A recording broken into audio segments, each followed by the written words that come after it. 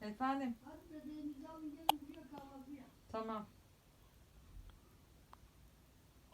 Hışkırıklı. Hadi aşkım.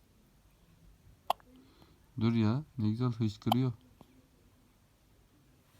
Ben de diyorum o zaman.